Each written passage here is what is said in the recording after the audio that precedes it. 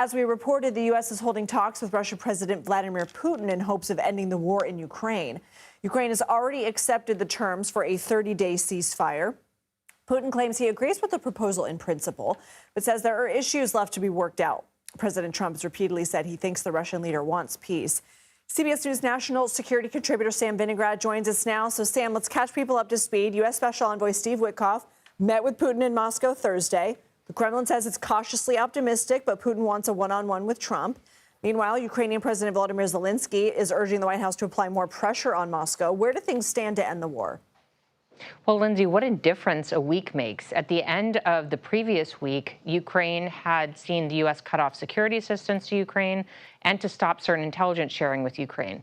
Fast forward to this last week, and after extensive negotiations between Ukrainian and U.S. officials, Ukraine agreed to a U.S. proposal for a 30-day ceasefire that reportedly would include the return of certain prisoners of war, certain civilian detainees, and Ukrainian children abducted by Russia. In exchange for agreeing to that, the United States has said that it would resume security assistance to Ukraine and fully reinstate intelligence sharing with Ukraine as well. So the pressure campaign on Ukraine worked. Steve Witkoff then went on to Russia and met with Russian counterparts. And Vladimir Putin and his team said that the proposal looks okay, but that there's still a lot of details to discuss. So not a yes, more of a maybe.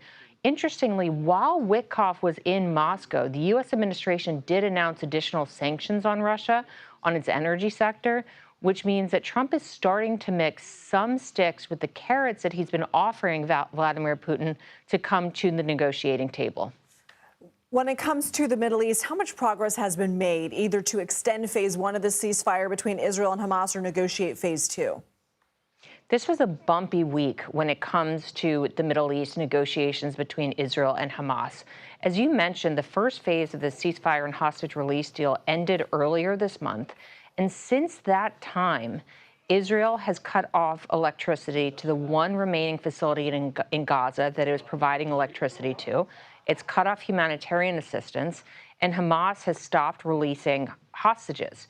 Now, Hamas has said publicly that it wanted to show some flexibility, but the U.S. administration issued a statement on Friday saying that behind the scenes, Hamas is being totally impractical. Donald Trump also issued on social media what he called a last warning to Hamas, basically saying if you don't release all the hostages, there's going to be hell to pay. So we're at a very difficult impasse when it comes to trying to negotiate an end to the conflict in Gaza and to get more hostages out. I have to be quick with you on this last one, but Secretary of State Marco Rubio is saying that he would start revoking student visas for some pro-Palestinian protesters. What are the grounds for revoking these kinds of visas? Well, the federal government actually has pretty broad discretion when it comes to revoking these visas. Visas can be revoked for things like overstaying your student visa, failing to attend class, or breaking the law. At the same time, the Secretary of State does have discretion to revoke visas for certain terrorist-related activities, and if the Secretary of State determines that an individual could pose an adverse foreign policy consequence to the United States. So Rubio does seem to have broad discretion to revoke some of these student visas, in addition to, of course, looking for individuals who engage in conduct or speech the administration doesn't agree with and who also may have happened to have engaged in some kind of violation of the terms of their visa themselves. Sam Vinograd, thank you.